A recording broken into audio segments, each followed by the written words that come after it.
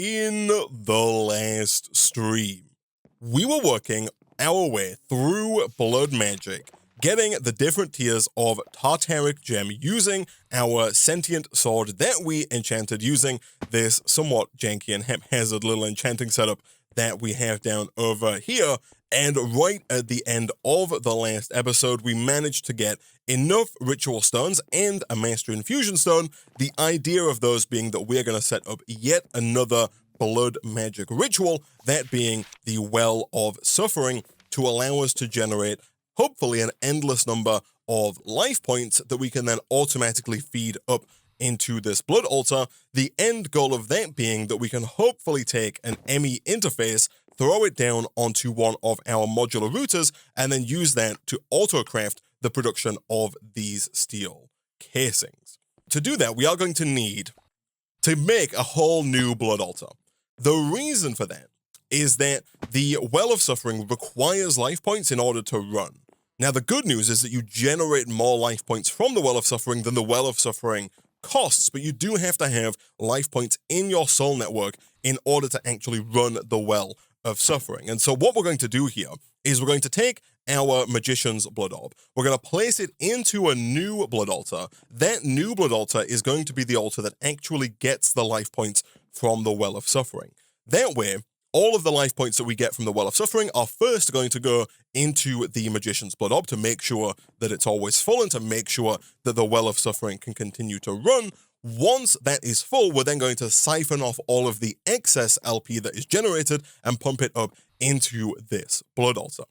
To do that, the very first thing that we're going to have to do is, of course, make another blood altar, which is not necessarily as simple as it seems, mostly due to the fact that we have to do this recipe again. Thankfully, now it's not going to be quite as bad as it was the first time. The only thing that's going to make it slightly tricky is that we have to wait for night to fall in order to use our Starlight crafting altar here. But as far as sooty marbles goes, we've got 12, that's fine, we only need 3. As far as redstone blocks go, we've got almost 700, so getting 4 of those also not going to be an issue for us. We then need 1 bucket and 1 demon will. That is completely fine, we'll take a bucket, and we still have, I believe, a demon will from a previous episode. We do indeed. That's fine. So now back over here, we should be able to put all of this stuff into the altar kind of preemptively, and then we can come over when night falls, or when the white bar here passes this gray line that's kind of hard to see, but right here, that's going to allow us to actually get the blood altar, and then my plan is to build that blood altar directly beneath our current blood altar, with this redstone block being where that blood altar is going to go. And then the Master Ritual Stone is right here. This is where we're going to put our Well of Suffering, and then beneath that is where we're going to put the mobs that are going to spawn and are going to be attacked and siphoned by that Well of Suffering. So let me quickly grab my wand here. We'll take the Resonating Wand for the Starlight altar. We can also take our Ritual Diviner here, because whilst we wait for night to fall, we can go ahead and use this Ritual Diviner, which I believe we did set to the Well of Suffering in the last episode. We did, and just like with the Edge of the Hidden Realm ritual, all we have to do is hold down right-click on the Master Ritual Stone here until all of our Ritual Stones are placed down, and then the final piece of the puzzle is going to be to activate this with, I think, another 80,000 life points. No, 40,000 life points, which we do need to have inside of our Magician's Blood Orb, and so real quick, let's get you in here, and let's do a quick bit more sacrificing to fill this guy up while we wait for night to fall. And not too long later, this is very almost ready to go. Give that a quick right click with our Resonating Wand. That's going to get us our second blood altar, and we do now have over 40,000 life points inside of our soul network, the same soul network that the Well of Suffering is going to pull from. So I will have my activation crystal ready, but I'm not going to use it really until we're fully ready to go here. Instead, what I'm going to do, I'm going to take the new blood altar, we're going to place that down. Whoops, hello, my friend. Nope, let's not do that. I do not wish for you to damage me or anything around me. Instead, if you could just go peacefully into the night, that would be fantastic. Okay, we definitely could do with some more torches down around here to make sure that doesn't happen again. I don't think these are going to interfere with the ritual itself. I think this should work just fine. But as I was saying, up here, we're going to get rid of this block of redstone, and in its place, we're going to place down a new blood altar. And much like the blood altar that we have above us here, I am going to have to upgrade this all the way to being a tier 4 blood altar, just like this one. We're basically going to duplicate what we have here, but on a lower level. Thankfully, that really shouldn't be a problem now, due to the fact that we do still have some large bloodstone bricks from the last episode. Real quick, I did notice that the quest book wants us to actually have these in brick form, not in whatever form they're currently in, which is just non-brick form. If we craft them like that, they're still going to work on the blood altar, but that's also going to complete the quest for the tier 4 altar as well. On top of that, we need some glowstone, which of course we have, a bunch of regular stone, which we have, and then we need, I think it's about 56 runes to make this happen. Between streams, I did get a bunch more blank slates, a couple of reinforced slates, and I also went as far as making some imbued slates as well, just so that we don't have to spend too much time today stood at the altar using the dagger. And so real quick, I'm going to kind of duplicate this altar right here. One thing I am going to do, real quick, let me make some blank runes. And I don't want to make a full stack of these because we definitely don't need a full stack of these. So let me take maybe 10 of these out. We'll put the rest back. We'll make a bunch of blank slates. Of course, for blank slates, we do need stone. Stone we do have, it's just compressed right here. We'll decompress all of that, and then we'll even go so far as to decompress some of this double compressed stone as well. That still might not be enough. Let's give it a try. That'll do for now, because one thing we do need to do is we do need to move the sacrifice runes, because right now we have these runes of sacrifice right here, whereas these actually need to be on the altar that's going to receive the life points from the Well of Suffering, because up here, this altar isn't going to receive any life points from the Well of Suffering, and therefore these runes are not necessary. Thankfully, one thing we can do here is we can go ahead and change the range on our exchanging gadget, and if we shift right click on a blank rune, we can then just do this, this, this, and ideally, this, I guess this, and this. Whoops, I did not mean to do that. Let me do this and this. There we go. That gives us all of our runes of sacrifice back. I'm going to put those into the new altar that we're going to build downstairs. And not too long later, I have built this, I think, like one block higher up than I should have done. I could have moved everything down by one. I wasn't quite sure how tall the Well of Suffering was going to be. This definitely could have been one lower. It'll still work, but it just means that right now we have the large bloodstone bricks for the lower altar visible from the top floor here, which for the most part, I think, is completely fine. Previously, we had stone bricks here anyway. And so, yeah, this is all now ready to go. And so this should basically just work. Now, any mobs that are within the radius of the Well of Suffering, which is quite large, by the way. We did check the book in the last episode, which I think is currently up in here.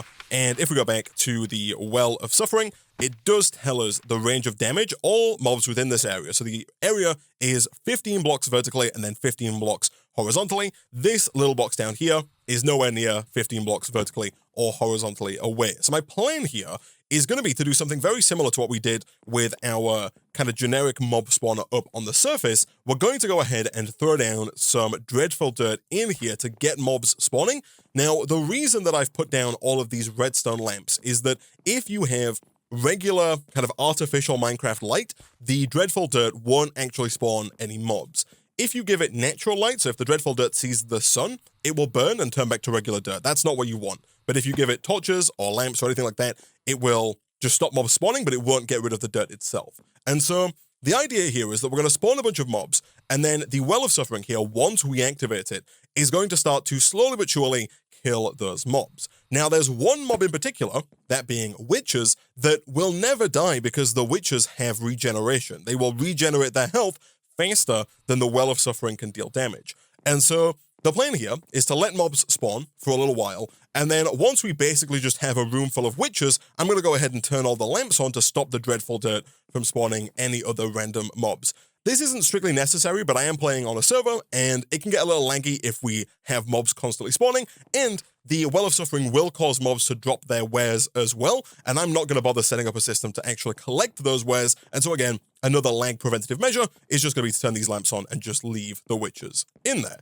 And we do have dark glass here, by the way. This is a different dark glass to the dark glass that we're using up here, but I think it's actually a nicer dark glass, and it turns out it's actually way easier to make as well. We initially made this one from Dark Utilities, which is not particularly difficult to make, but this one here from Glass Central is super easy. It's just glass and coal, and it connects. It looks a lot nicer, I think. And so, real quick, just like we did previously, we're going to have to go and get some more GM chicken feed, and we're going to have to find a rogue chicken somewhere to feed that GM chicken feed to. Thankfully, once again, just like last time, it really shouldn't be too difficult to do this. We just need 4 standard buckets, and of course, we have a ton of experience over in the singularity tank. 1, 2, 3, and 4. That should be everything for the GM chicken feed, and then now we just need to find a willing participant, or even an unwilling participant, to give this to. Now, unfortunately, the one time I actually want a chicken, there are none in the overworld. There is, however, one right here. Perfect. So I'm hopeful that we didn't lose that egg. I'm hopeful that that egg just got teleported back through to the overworld. Let me go and give that a try. I do see another chicken here in the nether, so we could bring back some more GM chicken feed if indeed that didn't work, but it did. Fantastic. And so let's take our dark glass here. Let's head down to our lower platform, and let's see if we can't get this up and running. So if I do this, and then we go ahead and fill this in, you'll see right now, nothing is happening. And of course, that is because all of these lamps are on. If we go ahead and turn all of these lamps off, we should start to see hostile mobs spawning in here, just like we do with our other set of Dreadful Dirt. And then, of course, what we want to do up here is we want to go ahead and use our weak activation crystal to activate the Master Ritual Stone. And in doing so, that should begin putting life points into this blood altar, which is currently empty. And so let's do a quick one of these. A rush of energy flows through the ritual, and then now down here, you'll see that these mobs are passively taking damage, and all of the LP from those mobs should be deposited up into this blood altar. Look at that, and you can really see how powerful these runes of sacrifice are, because we are getting quite a lot. We're already at the maximum 10,000 life points inside of this blood altar. Cool. However, if we right-click here, you'll see that the life points in our soul network are going down, and that's because, again, it pulls from the soul network to actually run the Well of Suffering. If you don't have any life points in your soul network, you will start to experience negative effects, which is not ideal. And so you do want to make sure that you keep the Magician's Blood Orb inside of the blood altar, because if we run out, as we'll see momentarily here, we'll start to get slowness, fatigue, we'll start to see our screen waving. It's not going to be a pleasant experience. There we go, we got nausea, there it is.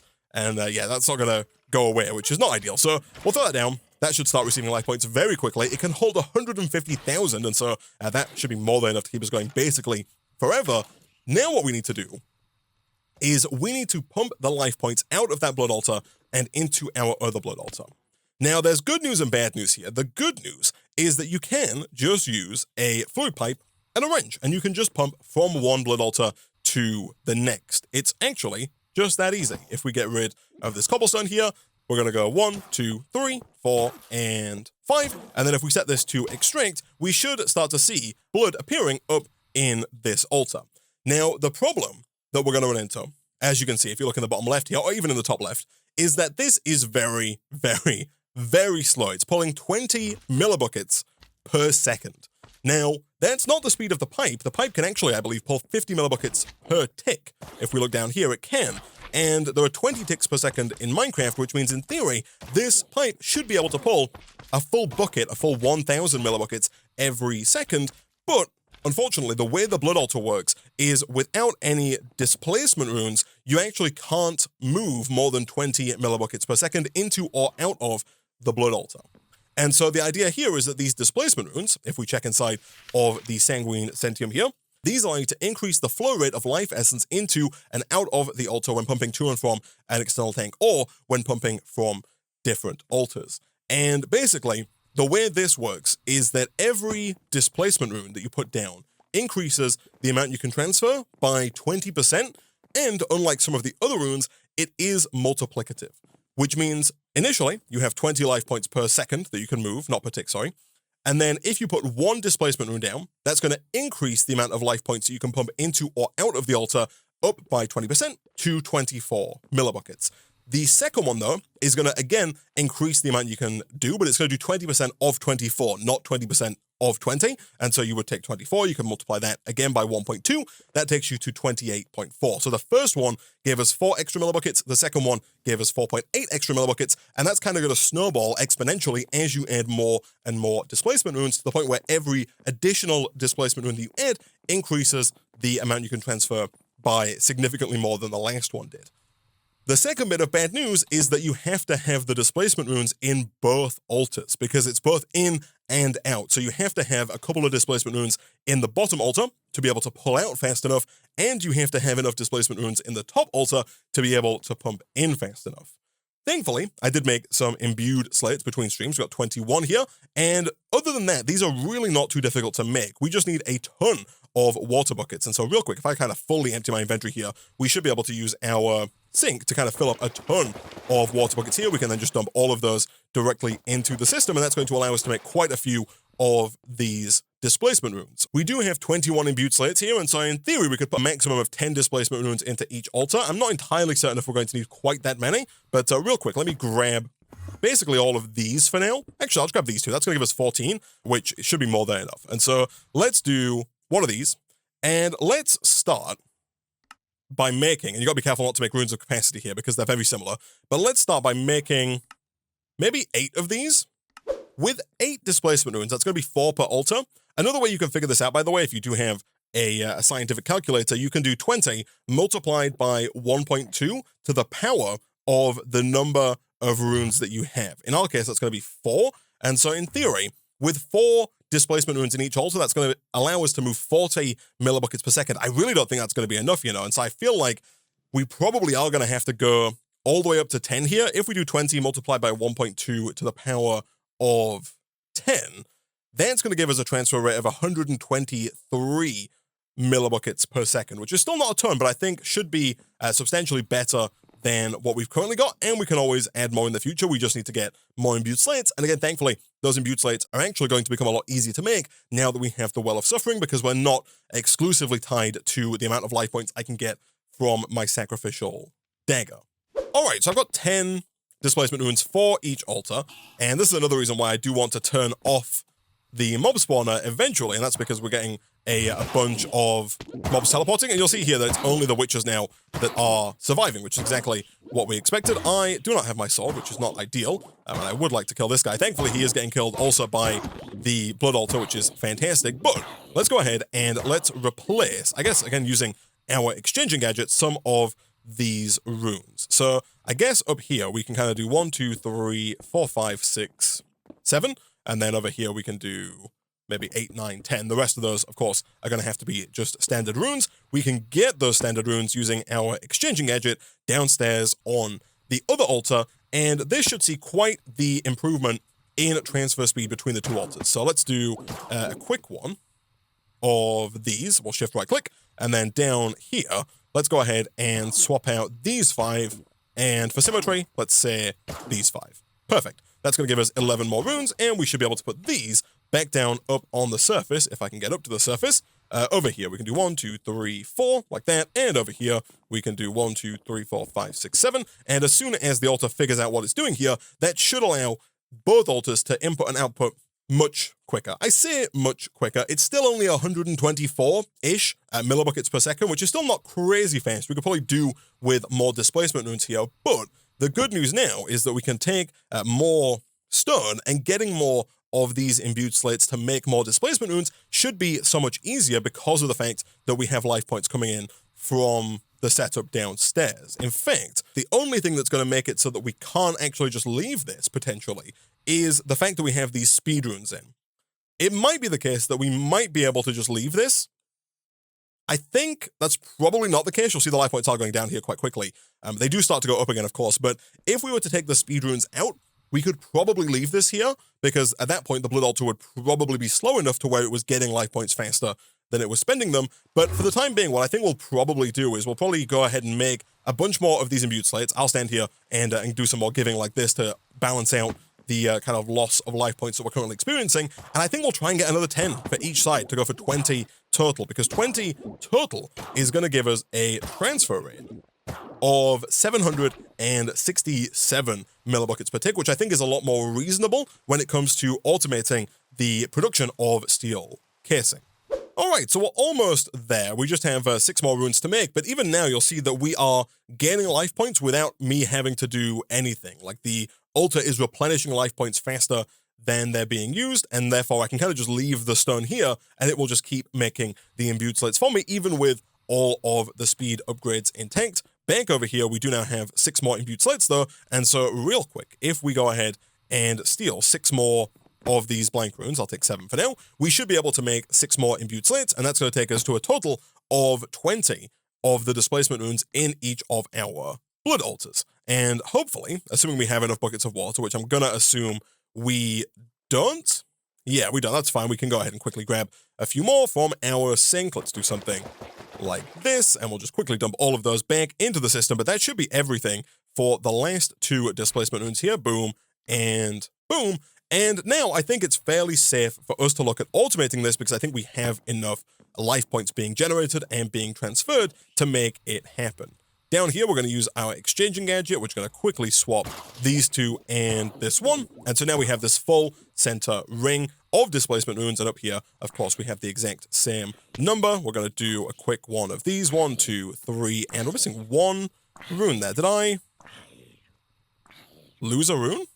I didn't. I'm a fool. It's in here. We took it earlier, of course. Right. Let me go ahead and put that back down right about here. And so now they should be able to move the over 700 millibuckets per second that we saw previously. For now, I'm going to go ahead and take these out. And I think one thing I might do here is I might look at putting an intermediary tank between the 2 altars. It's not strictly necessary, but right now, we do have quite a lot of life points being generated by the altar downstairs and basically none being used by the altar upstairs. And so one thing that we can do here is we can go ahead and throw down a jumbo tank between these 2 altars. Let's say right about here. We, of course, want to make sure that this at the top is set to extract like that. And now all of the life points will just kind of back up inside of this tank, which is perfect because it means if we ever want to do a lot of large crafts back to back, even if we're not producing enough life points from our Well of Suffering, we'll have a ton of life points, hopefully 1,000 buckets worth, backed up inside of the jumbo tank here, ready to be used in this blood altar. And so now that that's ready to go, let's go take that ME interface that we requested earlier, and we should, in theory, be able to just place this down onto our modular router like this, and then we should be able to teach our system to make the steel casing using the blood altar. Specifically this recipe right here. For that to work, though, we probably do need to get a machine frame first, and that kind of leads us to the next thing that we need to automate if we're going to automate this entire setup, and that, of course, is the Starlight infuser. As we saw previously, if we're going to do that, we just need to make this auto Starlight infuser, which is a little expensive. It requires 4 machine frames, 4 of the steel casings, and then 4 of these machine frames. These machine frames are made using our metallurgic infuser, or in our case, our advanced infusing factory, with gold on the left-hand side and the steel casing in the middle. So essentially here, we need to get 4 machine frames and then 8 steel casing, and because the steel casing requires the machine frames, we need to start by getting 12 machine frames, which we can do using our 12 PT machine frames, which we do have here. And for that, we basically just need our resonating wand and a bucket to allow us to continually grab more and more liquid Starlight from our tank over here to refill the Starlight infuser over and over again until we have at least 12 machine frames. All right, so 12 machine frames later, there we go. That should be all the machine frames that we need to make the Auto Starlight Infuser. We, of course, though, need to take 4 of those and keep a hold of them. The other 8 all need upgrading to steel casing. And so, real quick, let me see if we can't teach our system for this. We obviously can just put them in, but I feel like the whole point of this is going to be for us to see about automating. So let's go ahead and let's rotate this to point inwards. Again, not entirely necessary, I don't think, but I'm going to do it nonetheless. And then what I think we might also look at doing, chat, just to kind of play it safe a little bit here, is I think we'll look at kind of replacing this center cable, the one that connects up to the bottom of the controller. I think we'll replace that with some dense cabling, because I think there's a chance that we do start to hit the 8 channel limit pretty quickly. Over here, we've already got 1, 2, 3, 4 items on the same channel. That's just over here. Then we have our 5th item, which is over here. This is number 5, this exporter. And then we've got this, which is number 6. And so I think, oh, and don't forget this one here, that's number 7. And so if we were to add just one more ME interface to that underlying cable, that would take us to the 8-channel limit. And of course, we still want to add yet more to it. We want to add another ME interface to our auto Starlight infuser, and we also want to add another ME interface to the pressure chamber over here. And so I think it's probably going to be a good idea for us to look at getting some more of the dense ME cable. And in theory, again, it might actually be a good idea for us to try and teach our system how to make this this dense cable. So we just need some ME dense covered cable. We could upgrade it to smart cable. The smart cable, again, is going to show us how many channels are being used at any one time. But I think for the most part, so long as it's dense covered cable, that should be fine. For this, we can go ahead and encode this recipe. It requires 4 ME covered cable. This is just normal Fluix cable and wool. We can go ahead and encode that. Then we need to teach our system how to make wool using string, easy enough. And then finally, we need to teach our system how to make the regular Fluix cable. And we want to make sure that's done with normal Fluix crystals and not with pure Fluix crystals. That's fine. I also actually, I guess, think it needs to know how to make the quartz fiber as well. For that, we need some more patterns. I do believe we requested more in a previous episode. We did indeed. And it already knows how to make the quartz dust thanks to the ME interface above our crusher. And so I think now we should just be able to request, say, 32, actually maybe say a stack of dense cable. And, ooh, if we had enough string, it would work. I'm actually kind of surprised that we don't have enough string. Of course we don't have enough string. We don't have enough string because our mob factory is offline. We need to turn this back online. And I guess temporarily we'd also look at turning our mob slaughter factory off as well. We'll turn it to run with redstone signal. That way, as soon as we get a couple of spiders, we should get some more string coming in. Unfortunately, with the string we've got here, that's going to make it tricky for us to get more dense cable, which is fine for now. As we saw, we can connect up this ME interface without running into any issues, but once we want to connect up more, we are going to have to upgrade. And so what I'll do for now is I'll take more standard Fluix cable, give me like 100, we'll run that over, and I'm hoping that once we have it down, we can use the exchanging gadget to just swap it out for dense cable as soon as we have enough string, which I'm hopeful shouldn't take too long, given how fast this mob spawner works. Before we do lay this cable though, I do want to look at upgrading this jetpack because whilst it does work, it's not the best, as you've seen, for laying cable. And so ideally, we'd upgrade to the refined glowstone jetpack, potentially even to the Enderium jetpack as well. I think both of these are obtainable for us. In order to get the refined glowstone jetpack, we are going to need to get an osmium compressor from Mechanism. This is going to allow us to make the refined glowstone. That is going to require one of our steel casings here. That's not a huge deal. We can do this, and that's going to transform into a steel casing for that osmium compressor, and we can always go and get another machine frame from our Starlight infuser to replace that. And then as far as refined glowstone goes, it's just osmium and glowstone inside of the osmium compressor, both of which we have in abundance. That's not going to be a problem. And then as far as Enderium goes, I also don't think this is going to be too difficult either.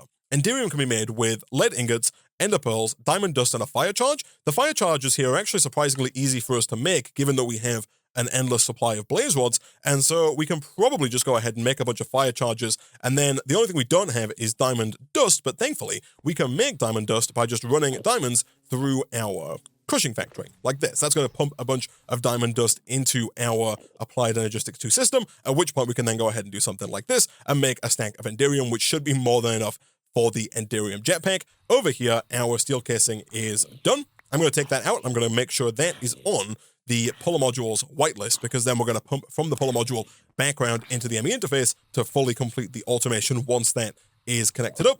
Back over here, though, the only thing we're missing in terms of making the osmium compressor is 2 of these advanced control circuits. For that, we need 2 basic control circuits, which is just 2 more osmium and 4 more redstone. Of course, over in our infusing factory, which is this guy right here, we can go boom and boom. That's going to get us the control circuits, and we hopefully have enough of the infused alloy to make the 2 advanced control circuits and then make the osmium compressor. We totally do. Nice. Again, we could upgrade this to a factory variant, but I don't foresee us really using it too much outside of this craft. And for this craft, I think we really don't need that much in the way of refined glowstone. We need 4 here, then we need 6 more here. These do require 2 each, actually, so we do need a fair bit more there, but I think a stack should be more than enough. So I'll take a stack of osmium. I'll also take a stack of glowstone. We'll throw both of those into here. We'll go boom and boom. And then real quick, we can steal the speed and energy upgrades from one of our neighboring machines, do something like this, and that should hopefully quite quickly get us all of the refined glowstone that we're going to need to make this jetpack upgrade. Once again, we are going to need more of these coils, and again, I think 11 was the number that we needed, so I'll make 11 of these gold coils, and then for the Enderium jetpack, we do need to upgrade to these elite coils, which are diamond coils. Again, making 11 of those, not going to be a problem. We can do something like that. In fact, we can go ahead and make the Enderium cells here. We need 1, 2, 3, 4, 5, I believe, because it's one each for this. And of course, standard Minecraft furnaces are always the hardest part of our crafts. Let's do a quick one of these, and then let's also do a quick one of these, just to have those ready for the future. That gets us 2 Enderium thrusters, as well as an Enderium capacitor. And yes, that confirms that 11 is the number that we need. Back over here, I think 56 is probably going to be enough of the refined glowstone. And so back over at our terminal, let's see if we can't make, again, 1, 2, 3, 4, 5 of those. Get us 2 of the thrusters, 1 and 2, 1 of the capacitors, boom and boom. And then if we craft up our jetpack with the other items, we get the refined glowstone jetpack. And this, I believe already, should be faster in terms of flight, but also in terms of hovering. So one thing I did on the previous jetpack is I did turn down the throttle ever so slightly. You'll see on the left-hand side here, it says T:60. Using the comma and period keys on your keyboard, again, if you go to Options, Controls, and type in throttle, you'll see that comma decreases it and throttle increases it. You can change these if you want, but if you increase it, you fly faster. If you decrease it, you fly much slower. And that can be useful for when you're trying to make fine adjustments to different parts of the base. You don't always want to be flying at max speed when you're trying to slow down for a small little spot. And real quick though, if we take this and upgrade it to the Enderium jetpack, this is going to be not only even faster than the refined glowstone jetpack, but even better is the hover speed on this is very, very slow. You'll see that the hover speed is 0.005 to the point where we almost can't tell that we're falling. We are falling ever so slightly, but the hover is almost perfect on this, making it substantially easier for us to, for example, grab the flux cable out of here and lay it underneath the platform. Again, I think the speed is going to be a problem for us. I will lower us down to something a little lower, but at 40% speed here, we can now quite comfortably run this cable without having to hit space every half a second to make sure that we stay at the right Y level. Instead, we can just run this all the way over, and then we are going to have to cut a hole in the floor somewhere to make sure we can actually run this up and into the ME interface, but that looks like it shouldn't be too difficult. Let's get rid of that torch temporarily, and then let's run this all the way down and across the ceiling, connect it up to our pre-existing cable like this. We do still make mistakes, that's fine. Let's do this, this, and this. We can then go ahead and, of course, get rid of this guy here, and that now should be connected to the point where hopefully what we can do is we can teach our system how to make the steel casing. In here, if we swap to processor pattern, we can say that 1 machine frame equals 1 steel casing. Don't forget, you can pull the steel casing from JEI, just click and drag, encode, and then if we put these back in here and we put this pattern into this ME interface, the final piece of the puzzle really should just be getting another sender module, and we're going to use that sender module to send every item from this modular router back over into this ME interface. So if we shift right click here and we place this in like so, that's going to automatically put anything made in the Blood Altar back into our system for us, which I think in this scenario is kind of perfect. So if we come over here and if we want to make, let's say 8 steel casing, that's how many we need to make the Starlight infuser. Let's go next and start. That's going to send 8 machine frames over to this modular router. The first one's going to get put into the altar, and then slowly but surely transformed into a steel casing. As soon as it's done, it should get pulled out by the puller module, and then sent back to the ME interface by the sender module, thus completing the autocraft. And so while we wait for that to finish, I am going to go ahead and get another machine frame here to make this work. And what we could also do with doing here is we could do with looking at automating the production of Starlight, because the way the auto Starlight infuser works, it does still require a constant supply of Starlight. You just don't have to place it down in the world like you do with this Starlight infuser. Instead, you have to consistently pump it into the auto Starlight infuser block. Thankfully, automating the production of liquid Starlight, as we've seen, isn't really too difficult. We started the process earlier over here, and we do have a fair amount of liquid Starlight already, but we can, of course, take this further. So I think what we'll do is we'll take this tank and we'll place that tank down one block above the Starlight infuser, like this. The auto Starlight infuser, by the way, I do believe does still require the multi-block structure. You still have to have all of the other stuff here. It just replaces this center Starlight infuser. And so what we're going to do is we're going to extract from this tank down into the Starlight infuser. And then from there, what we'll do is we'll take 4 of these light wells and we'll put them around this modular router. So we're going to put this modular router 2 blocks further up. Let me also grab these fluid pipes here. So we're going to do, let's say this, and then we'll put all 4 of these down like this. And then using the same module that we used last time, that being the activator module here, we will use that to auto place aquamarine into these light wells. That does mean we're going to have to get 3 more of these, but these were not particularly expensive to make in the first place. And then using another exporter from Applied Energistics, we should be able to keep the modular router here full of aquamarine, and then the aquamarine is going to be sent to all of these light wells, and then those light wells are going to be extracted from at the bottom, because they have to be, over into our tank, and that tank, of course, is then going to feed down into the auto Starlight infuser to make all of this work. So let's head back over. Let's see, first of all, do we have any steel casing in here? We do. We've got 2 already, which is perfect. Do we have what it takes to make 3 more of these activator modules? If we get 3 more levers, can we make 1, 2, 3 more of these? We totally can.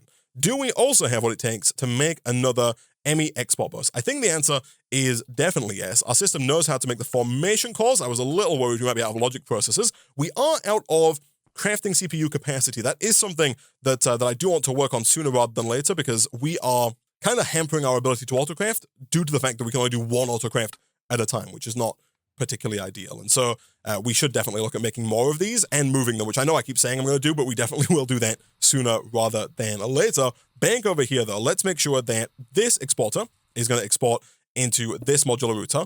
This activator module is currently going to the back of the modular router, which is this light well right here. That's completely fine. Let's do this and this. That's going to fill that guy up.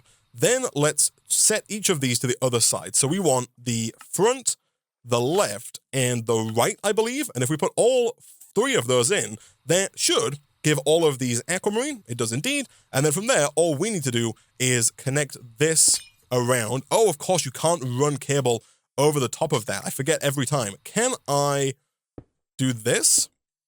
I can. I think that's fine. And we're going to run down under the ground. And of course, we're going to put an ME interface right here as well. So we'll do something like this to allow us to get that ME interface down as soon as possible. And then from there, we just need to connect this cable all the way around, of course, to our pre-existing ME cable. All right, so not too long later, we're still not quite at enough string to make 64 dense cable. We're missing quite a bit. And so what I've gone ahead and done is I've used my zombie bee over here with the zombie bee nectar block to get a sheep bee. This one right here, you just put down the wool and have the zombie bee fly over it. Easy stuff. And then obviously it needs a sheep bee nectar block, which is white wool, zombie honeycomb, and honey. All easy enough. We got our sheep bees set up over in here. Here's the sheep bee nectar block. Those are producing wool for us passively. Nice. We still don't have enough wool either. That is still coming in slowly but surely, but all of our steel casing is now done. And so I think that we might be ready to actually make the auto Starlight infuser, plus it's nighttime, so I feel like this is our prime time to act. So real quick, I do need to get some gold here, because over in the metallurgic infusing factory, we need to put 4 steel casing along with at least 4 gold, I want to say. And I think this might have to be infused first. Never mind, you have to crush the gold first. Then once the gold has been crushed, then we can enrich it if we want. It's optional, just like the redstone and whatnot. So let's do a little bit of gold crushing. We probably don't need quite this much. If I try and siphon some off here, I'm not entirely certain how much we're going to need. But if I put 4 in down here, how much is that going to get me? The answer is 40 millibuckets, and each one of these needs 100 millibuckets. And so it is probably going to be in our best interest then to either make a bunch more of this or probably more sensibly for us to enrich this first. If we, once again, maybe steal some speed and energy upgrades. Again, this is probably the kind of thing we should just teach our system how to make so we don't have to keep stealing, but over here, we can do that, and that's going to hopefully very quickly get us enough gold to make all of this happen. Nice. And I'm going to dump the rest out by clicking the dump button here just so we don't clog the system up with gold for the future, because we're more likely to need redstone than gold. But we now have all of the steel casing, machine frame, and other machine frame that we need. Day is dawning, which is unfortunate because I have a feeling we're going to need quite a bit of Starlight to make this work. The only thing else that we need here, though, is marble pillars, which we definitely should be able to get using our stone cutter over here. Let's do one of these, and then let's go see if we can't make this happen. I am going to have to steal our pre-existing Starlight infuser, which is completely fine, and then over here, if we were to go ahead and shift-click in this recipe, yeah, we're not quite there. It's about the same amount of light required as the blood altar, and so once evening falls, we'll go ahead and right-click with our wand, and that should be good to go. Back over here, how are we doing on the dense ME cable front? Are we any closer to 64? We're a little closer. The wool is still coming in. We get 9 at a time for every block that is processed, and so hopefully, somewhat soon, that'll be ready to go. Of course, the string is still being made, and so we should still get that as well. And once all that's ready to go, we should be able to automate both the Starlight altar and then, by association, the blood altar. And again, not too long later, we can now request, thankfully, the 64 dense ME cable. I'm hopeful that's really not going to take us too long whatsoever to make. It might take a second, I guess, for this molecular assembler to work its way through all the string, but it looks like, for the most part, that is starting to come in, which is good. And then my only question here is, can I use this to, and you'll see it's a lot thicker, but thankfully it does still take up just the same 1 block space. Can I use this to replace my Fluix cable is my question. And I'm hopeful the answer is yes, but I'm a little concerned that doesn't seem to work. Unfortunately, that is not ideal. And so we are going to have to run that manually. Also, I don't think 64 cable is going to be enough. We've got to go quite far with this. I didn't connect up the new setup just yet because I don't think we have the channels for it, so there's a gap right here. But yeah, I think we're going to need a lot more than 64 dense cable to get all of this stuff connected up. Okay, so I don't actually think we need that much dense cable now that I think about it, because I'm fairly certain that just doing this, like having the dense cable coming from the controller down to here, I think this cable connects to it. I think this is going to pull 8 channels from here, and then we could do the same kind of over on this side as well. This can also pull 8 channels from here, and so long as we don't do more than 32 from here total, I think it should just work. For example, let me go ahead and break this, and let's upgrade to some smart dense cable just for the block that comes out of the AE controller, and we'll see if we can't get some insight there. So smart dense cable isn't too expensive, just standard dense cable with redstone and glowstone. And then down here, if we replace this cable here with smart cable, we should get some idea as to how many channels are being used. It's showing there 2 blue lines. If I were to go ahead and throw down the cable right about here, that should add at least 1 more device. I don't know if that's going to trigger another blue line for us just yet. It didn't. Let me also get into the ME interface. I think that's to be expected, by the way, because I don't think there were 32 lines on the dense cable. And unfortunately, we don't have... oh, no, we did go up by 1. Look at that. That's good, I think. But we don't have any kind of mod that really shows us how many channels are being used. Usually, the mod at the top there will tell you how many channels are being used at any one time. Unfortunately, not the case here. But either way, if we want to get another ME interface, we just need some more logic circuits. I'm going to say no sleep, please, because I need the darkness for my altar. Over here, though, we did leave this going in a previous stream, and so back over here, we should be able to go ahead and request that ME interface. Start and start. That, of course, is going to go down over on our auto Starlight infuser, and then, in fact, we're probably going to want to get another one on top of that, because we also, of course, need to automate our pressure chamber as well if we're going to fully automate this system. So this is going to go down right about here, and, of course, using our wrench, we'll rotate that to point towards what will eventually be the auto Starlight infuser, and then we'll take our new ME interface out of here, and that one is going to go down over on this chest right here. So let's put this down, I guess, right about here. And again, we'll kind of rotate that to point inwards like so. And then, of course, we can just run this down with some cable to connect to our pre-existing cable, and I think that should work just fine. And then over on this side, this does auto-eject, and so what I think we'll do, instead of having a chest here, I think we'll do a similar thing to what we've done with the blood altar, where we just have it auto-eject into a modular router, and then we can have that modular router use a sender module to just automatically send all of the pity machine frames back around to this ME interface. So we'll do something like this and like this. Perfect. And at that point, we can teach our system using our pattern terminal how to make the pity machine frame. The pity machine frame is made using the waxed machine block, which our system already knows how to make. I'll request one of those. And then if we put that in the input slot right here, we can then put the pity machine frame in the output slot, encode. And all we need to do now is make sure that our pressure chamber always has enough pressure to actually make this happen, because if it doesn't, then we're going to run into some problems.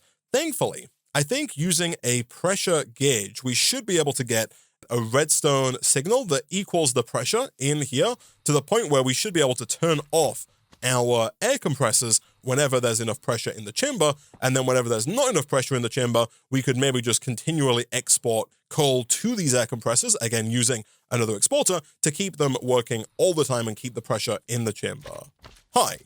So it's actually not the pressure gauge itself here that does this. You do need this though, which is 4 gold and 1 compressed iron. It's actually the pressure gauge tube module. This right here is straightforward enough, and if we hold shift here, you'll see that this module emits a redstone signal, the strength of which depends on the tube's pressure. Formula equals 2 times the pressure in bar. So if we take this and we put this down on here, that gives us a handy little infograph here, which shows us the pressure. And if we were to do something like this with a comparator, actually, I don't think the comparator is needed, right? If I just do this, yeah, that emits a redstone signal of power 9, which I think is maybe perfect. So we basically need this to always be over 4 bar, because 4 bar is the amount of pressure required to turn a waxed machine block into a pity machine frame. So this is a little janky, but what I've done here is we've got this set to 9 currently. As the tooltip told us, the redstone output is always 2 times the current pressure. And so 9 is actually kind of perfect for us. If it is above 9, I want the air compressors to turn off. And so what I'm going to do here, I'm going to pick this up, and I'm going to move this over by 1. I'm going to put it down right here. In here, we need to go to the redstone behavior, set it to low signal. It's a little confusing here. It says enable on low signal. That's not actually how it works. It will turn off with a low signal, I'm pretty sure. So we can put this back down, and then over here, we can do the exact same thing. We can break this, put this down here. Again, make sure it's set to low signal. And now, whenever the signal gets to 1, it should stop it from producing more. So let's take 2 stacks of coal, and let's put that coal into both of our air compressors. So they're going to be full up. And of course, my main plan is to get some export buses to keep these full basically always. And what we should see now is we should see the pressure slowly start to rise. As soon as the pressure gets over 4.5 bar, this redstone signal should be at power 9. That should be enough to get these to power 1, and those being at power 1 should stop the air compressor from working. The compressor, I think, will keep going. I think it will continue to burn the piece of fuel that it's currently on, but once that is done, then it will, I think, not burn another piece of coal after the fact. And to that extent, it might be a better idea for us to export wood to these air compressors as opposed to coal, just so that we don't end up burning too much more fuel and going too high with the pressure. Not that it really matters, because we do have the pressure chamber valve here, so any extra pressure that is generated should just get released into the atmosphere, and so it shouldn't really be too big of an issue. But hopefully, as soon as this gets up to 4.5 bar, we should see this in action, and then we should be able to make this work. While we wait for that to get there, though, let me quickly fly on over to our altar over here so that we can hopefully acquire this auto Starlight infuser and give it a try over by the multi-block structure that we already have set up. In fact, if I quickly go and grab at least 1 pity machine frame, we should be able to try this. And in fact, if we take it one step further, we can probably just go ahead and teach our system how to make the regular machine frames like this by putting it into the ME interface that is going to go down right next to this Starlight infuser. So you're going to go here, you are going to go in here. In here, you'll see that hopefully, as soon as we set this to extract, this is going to start filling up with liquid Starlight. And now, if I were to go ahead and request a machine frame. The only problem that we're going to run into here is the fact that right now our system isn't able to take the finished machine frame out of here. But what we should hopefully see is this working. I'm really hopeful that this doesn't need access to the stars. Alternatively, actually, I think the problem might be that my multi-block structure is wrong. Let me quickly check here. Is there Starlight in every one of these? There isn't. Let me do this, and hopefully, there we go. Okay, cool. That does now work. You'll see it took the pity machine frame, and boom, we have our machine frame. Nice. Okay, cool. So that does work. We just need to automate that process. And for that, I think, as per usual, it's going to be easiest if we just get another modular router. This one does already have a sender module in it. That's actually fine, although it is just a sender Mark 1 module. Ideally, I think we're going to want to upgrade that to a sender Mark 2 module, like so. And we'll also go ahead and just craft that to make sure it's white. And we'll also get another puller module as well. The puller, thankfully, doesn't need to be a Mark 2. Mark 1 will do the trick. And so let's go and throw this down just in front of the Starlight infuser. You are going to pull from the back, like so. And then you're going to send to here. Of course, we do need to whitelist that so that it only pulls the right product. That, of course, in our case, is a standard thermal expansion machine frame. And at that point, we should have almost everything fully automated. Let's set you to whitelist, machine frame. So that part is done. That's taken care of. And so long as our liquid Starlight setup is producing liquid Starlight fast enough, which I think it is, we could go and upgrade this, and I might do that as well, just to make sure that we always have enough liquid Starlight, although I doubt we're going to be requesting like 40 at once. Over here, I think this is working. Yeah, you'll see right here, it says warning, redstone disallows this machine to function, which again, doesn't make much sense when it says enable on low signal, but don't worry about it. It's working. And so right now, you'll see our pressure is above 4.5, which is perfect. That's exactly where we want it. And now, if I were to go ahead and request some steel casing, let's say I wanted 10 more of these, and I click next. It says PT machine frames are available, which actually makes sense. I think we do have them. Let me take those out, just so we can really stress test this. So if I want 10 of these steel casings, it should hopefully make all of these. Of course, the final piece of the puzzle, chat, is actually connecting this up, because over here is not connected. That is, thankfully, fine, and our new jetpack is going to make very light work of connecting this up to our pre-existing ME line. There we go. So let's go give that a try and see if our system can't do the whole thing. Can you make, for me, 10 more steel casings? You can. So we'll hit start. It's going to go ahead and make the wax machine frames over in here. We should then see those wax machine frames get sent over into here. That's going to get pulled down into the pressure chamber. Once it's done, it should be ejected into the modular router. Also, if the pressure falls below 4.5 bar, we'll see our air compressors kick in and start producing more pressure. There's the pretty machine frame. That should get sent all the way over. Let's make ourselves a bit faster. All the way over to here. Over here, we should see that pretty machine frame getting processed through the auto Starlight infuser. Once it's done, it gets pulled, sent back, and all the way around to the blood altar on the other side of the base. Look at that. It all just works. And as soon as that is done, it's going to get pulled by this modular router and sent back into our system, fully completing the process. The only thing that we have left to do here is to make at least one, but I guess ideally 2 more exporters here so that we can export coal, or maybe even wood, as I was saying earlier, to both of our air compressors over here. We'll do that on the underside just to make sure that they always have fuel. Again, I think wood is going to make more sense. First of all, because we've got, I think, almost 80,000 wood combs at this point, and of course, they're coming in passively. Yep, we got 73,000 wood combs. Obviously, we are also getting coal as well, but the wood, I think, is just going to be a better fit for the way this air compressor works. You'll see right now we're losing pressure because despite the fact that it is now at power 9, there is still a little bit of coal still burning from before the redstone signal was enabled, which is what is causing us the issue there. And so instead, let's take out the coal. Let's not put our exporter there. Let's instead make sure the exporter goes down here and here. We'll take the coal out of there as well. Perfect. And then we'll connect these up and we'll make sure that these are set to export wood. The only problem we're going to run into with the wood is that our system will have to manually craft it, which is doable. The Twitch chat is suggesting we export wax. Is wax burnable?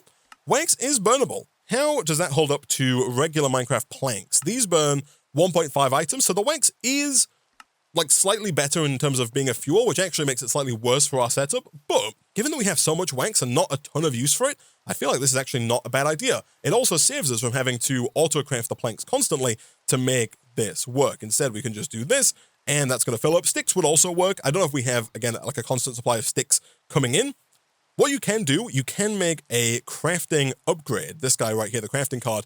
And if you put that crafting card into an ME export bus, essentially what the system will do, if you're trying to export something that you don't have, but that your system knows how to craft, it will go ahead and automatically craft that and then send it to the air compressor. So if we wanted to, we could have put a crafting card in here, put planks in there, and our system would then automatically craft the wood comes into logs, the logs into planks, and then export the planks to where they needed to go, which is pretty nifty, but I don't think for this setup is necessary.